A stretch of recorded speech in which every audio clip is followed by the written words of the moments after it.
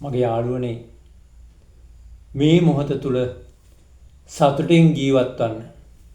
මම මේ කතා කරන මේ ලස්සන කතාව මේ වීඩියෝ එක පුළුවන් තරම් ජනප්‍රිය කරන්න.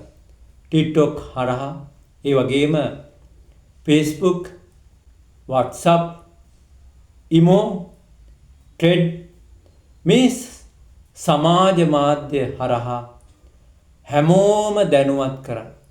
අපිට අවශ්‍ය ඉන්නේ යාළුවනේ සෑම ගමකම උපරිම වශයෙන් 3 දෙනයි.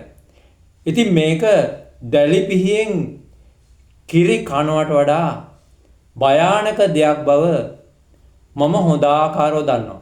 මොකද හොඳ ආර්ථික හයියක් ඇති පිරිසක් එක්කනේ අපි මේ ගමන යන්නේ නේද? අභියෝගය මට අභියෝගයක් මම දන්නවා ඒක.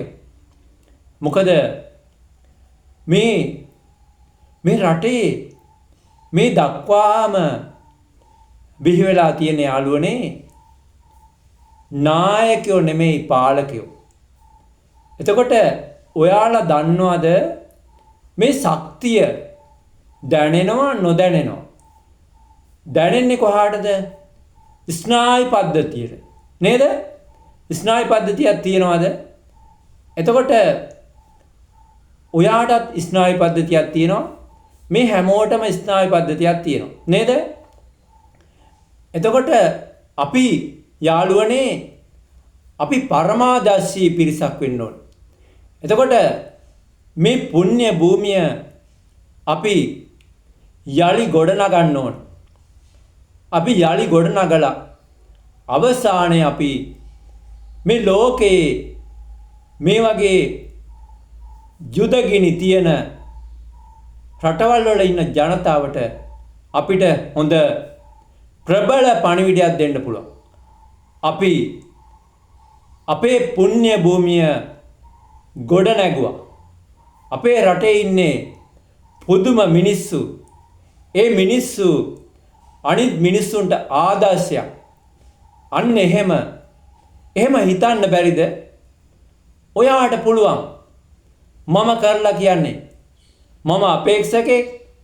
ඒ වගේම ශ්‍රී ලංකා ගුවන් හමුදාවේ අවුරුදු 26ක් මේ කුරිරු යුද්ධ වෙනුවෙන් උපරිම සේවාවක් කළා. ඒ වගේම මම මගේ මානසිකත්වයේ වර්ධනය කරගත්තා. එතකොට තථාගත අමාමෑණී බුදු පියාණන් වහන්සේ දේශනා කළා තියෙනවා මෙන්න මේ විදිහට. සබ්බපා පස්ස අකරණං කුසලස්ස උපසම්පදා සතිත්ත පරියෝදපණං ඒතං බුද්ධානුශාසනං රාගක්ඛයෝ නිබ්බානා දේශක්ඛයෝ නිබ්බානා මෝහක්ඛයෝ නිබ්බානා. ඉතින් යාළුවනේ ගිනි කන්න එපා. ගිනි බෝල කන්න වෙනවාමයි. තේරුම් ගන්න. ඉතින් ඇයි අපි මේ විදියට අපේ මේ පුණ්‍ය භූමිය කන්නේ? කන්න එපා. කන්න වෙන දෙයක් නැද්ද? කන්න වෙන දෙයක් නැත්නම් টয়ලට් එකක් කන්න. එකතු වෙලා කන්න. ඒක මීට වඩා නම්බුයි. ඇත්තටම මීට වඩා නම්බුයි. ඇයි එහෙම කරන්න එපා? අපි සූදානම් වෙන්නේ මේ රටේ ඇති නැති පරතරය අවම කරන්න, ආර්ථික සමුද්‍රය ළඟා කර දෙන්න. ඉතින් ඒකට අකුල් හෙලන්න එපා. ඒක ඔයාලට ශක්තියක්. විධායක ජනාධිපතිට ශක්තියක් නේද? ඉතින් මේ ලස්සන වීඩියෝ එක පුළුවන් තරම් හැමෝටම යොමු කරන්න. මට මේ ගෙදර ඉන්න හැමෝම එකයි. මේ ගමේ හැමෝම එකයි. මේ ප්‍රදේශයේ හැමෝම එකයි. මේ පුණ්‍ය භූමියේ හැමෝම එකයි. මේ සම්මුති ලෝකයේ ඉන්න සියලු දෙනා මට මිනිස්සුયો.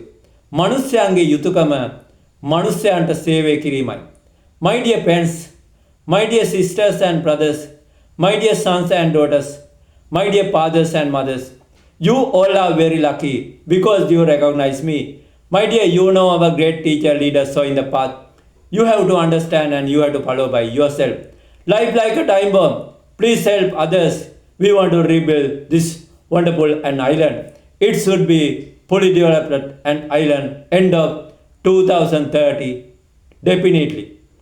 ඔව් යාළුවනේ අපේ පුණ්‍ය භූමියත් අර මේ කාලේ ගිනි ගන්නා ගාසා තීරය වගේ කරන්න එපා. තෙරුවන් සරණයි.